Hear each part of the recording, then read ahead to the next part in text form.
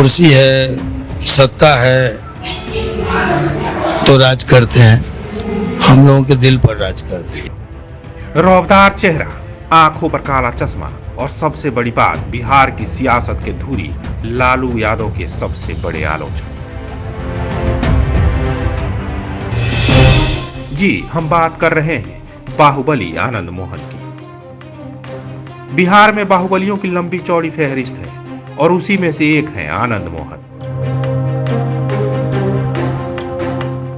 लेकिन आनंद मोहन बिहार के ही नहीं, देश के इकलौते ऐसे राजनेता हैं जिन्हें फांसी की सजा हुई थी। हालांकि उस फैसले को बाद में उम्र कैद में तब्दील कर दिया गया था।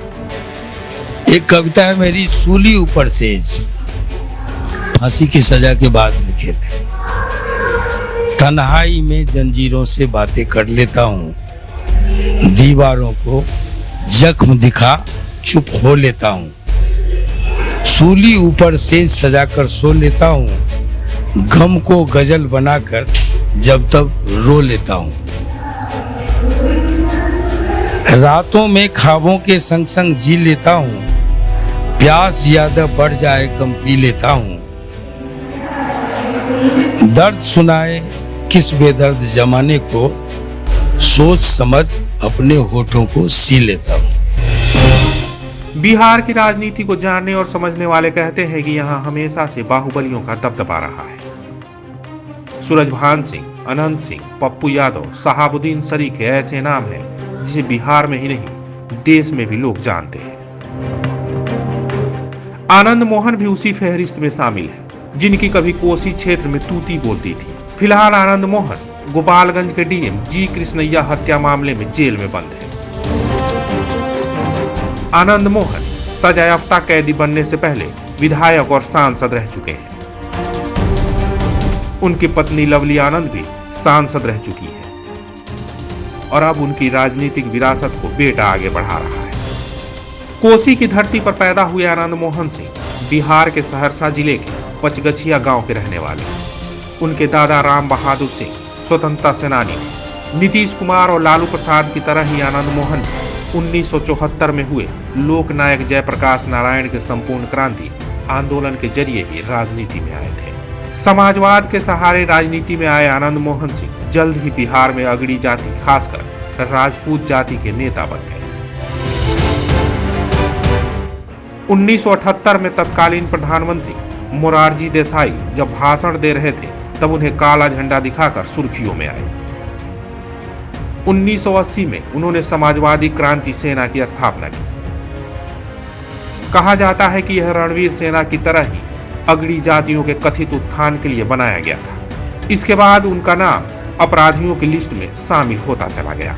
लेकिन बात यही खत्म नहीं हुई। अगड़ी जातियों के लिए आवाज बुलंद करने वाले आनंद मोहन की राजनीति में एंट्री हो गई। 1990 में पहली बार जनता दल की टिकट से माहेसी विधानसभा सीट से विधायक बने।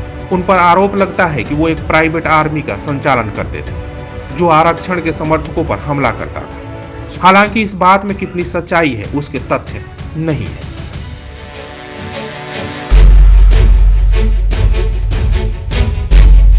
वो दौर 1990 का था जब मंडल कमीशन ने सरकारी नौकरियों में 27% आरक्षण की सिफारिश की थी। लेकिन बिहार में सियासी जमीन तलाश रहे और अगड़ों की राजनीति करने वाले आनंद मोहन ने आरक्षण के विरोध में नई राह चुनने का फैसला किया और जनता दल से अलग होकर बिहार पीपुल्स पार्टी बनाई। और 1994 में उनकी पत्नी लवली आनंद ने वैशाली लोकसभा सीट से उपचुनाव जीता।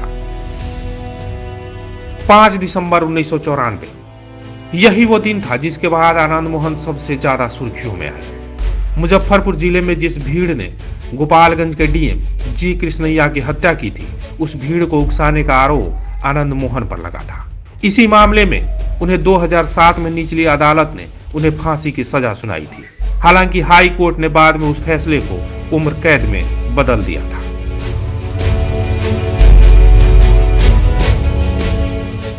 उन्नीस में जेल में रहकर ही आम चुनाव में शिवहर से चुनाव जीतने में वह कामयाब हुए।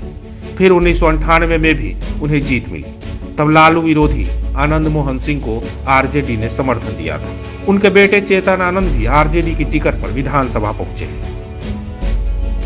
फिलहाल आनंद मोहन जेल में बंद है, लेकिन कुछ दिन पहले जब वो पैरोल पर बाहर आए थे तो उनसे बातचीत हुई थी। उनके साहित्यिक जीवन पर चर्चा हुई तो उन्होंने कैद में आजाद कदम की चर्चा की थी। हमें चैन दी खुद लिया गम, घर न होती बाहर तुम, बेफिक्री में न लिखते हम, दिल में खुशी है आंखें नम, सामने है यह तेरे दम, कैद में आजाद कलम। ऐसी और कहानियों को सुनने और देखने के लिए कलम इंडिया का हौसला बढ़ाएं। हमारे चैनल को सब्सक्राइब करें, वीडियो पसंद आए तो लाइक और शेयर करें। अगर आपके पास कोई सुझाव हो तो हमें कमेंट बॉक्स में लिखें, या फिर ऐसी ही कोई और कहानी सुनना चाहते हैं तो आप हमें कुछ इनपुट्स के साथ जानकारी साझा करें।